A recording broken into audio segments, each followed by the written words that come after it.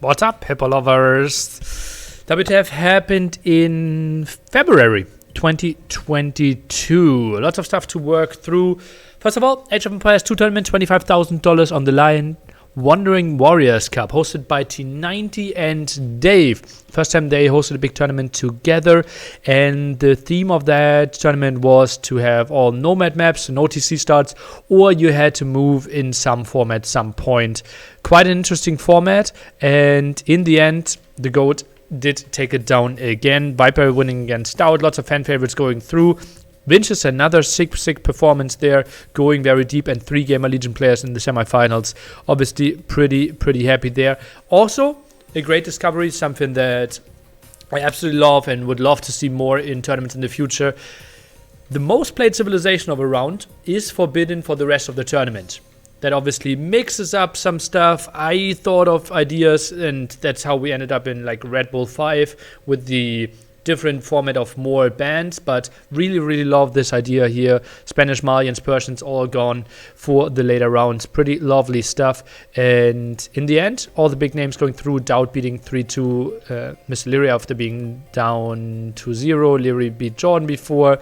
And lots of big matchups in early rounds. We've seen, for example, the bracket here with Yo Hera, then Viper Yo, and then that was still only like round of 16, round of 8, and now semifinals here. So lots of people got blessed with great games in the early stages there. Let's just jump into, I think I could move this one away as well. Yeah, and that was Wandering Warriors Cup. Pretty big success. Also T90 having some reasonable numbers over on Facebook. I think like 2.5K. Pretty solid for someone who basically just introduced himself to the streaming platform. Then we also had the thing that got talked about so much and even reached people that aren't real Age of Empires people, but influencers in the scene, and it was the longest Age of Empires 2 games of all time. I will not go into too much detail in the sense that we have a full website where you can see everything. It is Roomstock against Andri, both streamed, and they played for 98 hours, I believe. 98 hours, 14 minutes, and then Roomstock dropped. There was no chance to really win against the opponent, and it was played on Acropolis. Like, someone had some relics, but that got sniped in 3 hours and basically was only waiting. Like, there was no real way of winning, right? There was one unit and you try to make something happen, but both players still had a castle, but no other ways to attack the opponent, and that's why it got into the stalemate scenario. Then Roomstock dropped, and they actually restored, and yeah, simply decided, let's try it a bit more and entertain the people a bit more. But then also said, like, okay, we can't win. The only way to decide it is we will have one final battle. Both send their champion to battle this one out, and whoever wins 14. the Villager War wins the whole game is what they decided. And this is basically the clip of the month.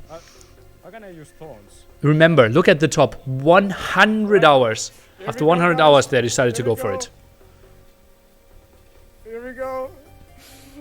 I've never been this excited in a video game.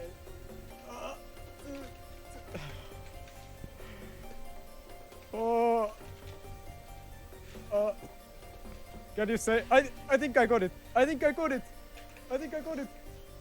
Oh! We got it. GG indeed. And obviously, like, huge follower counts for both of them. I think they jumped from, like, Roomstock jumped from like 6K to 9K or something. We can look it up later. Great stuff for them, and yeah, just massive viewer numbers. Everyone wanted to see it. Chat, like, they obviously couldn't play it. Like, it was 60 hours of real time, and they actually went to bed multiple times. But chat, hundreds of people there constantly chatting, discussing strategies, discussing Age of Empires. It was lovely to follow and quite a bonding situation. Although, on paper, it might have not been that interesting between hour 3 and 97. Then also Age of Empires 4 tournament, N4C happening. You obviously, if you're watching this on my channel, know everything about it. $100,000 on the line. We had the qualification there. In the end, the Viper and the Muslim, after they were invited, we also have BCQD, Marine Lord, Vortex, Lenok, Lucifer, and the Mister joining, starting this Saturday. But obviously, you're very, very well informed in that one coming up next month. And lots of interest around the qualifiers as well, so people were interested to see who goes through. Hera&Liereyy, probably one of the biggest stories there this month as well. Hera basically saying that Age of Empires 2 and Age of Empires 4, the daily ladder grind, is not that great for him. And he made a video talking about how he's enjoying the ladder grind in AoE 2, feels it's pretty dead, how he enjoyed the ladder grind in AoE 4, feels like it's pretty dead right now, and doesn't have the enjoyment there. He decided that he will still continue to play AoE 2 and AoE 4 tournaments, but said that he will mainly focus and have this as his main streaming channel content to be League of Legends. I personally think he should absolutely follow his heart. And if he doesn't enjoy the daily grind on the ladder, go for what you decide. You don't have to make everything in life as a business decision. So 100% understood, 100% support on my end. I wish him all the best. And even if he quit AoE 2 or AoE 4 completely, I could understand it, right? You have to do what you want to follow. Another big message, Liereyy decided to basically mainly focus on AoE 4. $100,000 tournament happening in March. Next $125,000 tournament also already announced, and maybe thinks some more stuff is following. So he mainly jumps on AoE 4, at least his announcement. Still will continue to play in the 33 tournament for AoE 2 that is happening right now. Then a really funny side story. Someone on Reddit actually made a full post entitled "TaToH became the best player in the world a year ago if it wasn't for decisive matches," and actually took the time and went through and looked at decisive matches in the last year after since Hidden Cup 4, and looked at all the deciding matches, and TaToH lost 14 match points in a row. And this post was done before Wandering Warriors Cup. And there, TaToH faced the Viper, was 2-1 in the lead and lost another 2. So basically TaToH now 0-16 in the last 16 match point situations in major tournaments. I'm not sure if it's nerves, I'm not sure what you want to do with that. But certainly a nice observation and pretty untypical or atypical, because that's not really what I would have expected from TaToH, but certainly a nice fun fact there. And yeah, that puts us to the look ahead.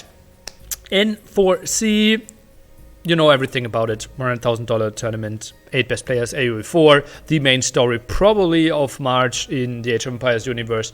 But obviously for AoE 2 fans, we have lots of stuff happening as well. Masters of Socotra is happening. Then we have World Rumble, a 1v1 tournament, having all the best players, excluding the one that were invited to King of the Desert. So basically it's rank 17 till rank 60 in the world, I would think. So if you want to see the not top names, and want to see who are the people that are stepping up now, who are the people that might contest those top 8s, top 16s in the future, that might be your tournament to go. And obviously Return of the Clans 3 tournament, $5,000 on the line, and all the big names in there. Gamer Legion already in the quarterfinals, AM already in the quarterfinals, WWP playing. So that bracket is going to be banger as well, concluding in the next 2 weeks. I think that covers it for now. I thought it was longer, but sometimes if I don't drift off too much, I can actually squeeze it in 10 minutes. That's it from me. Goodbye. Table lovers.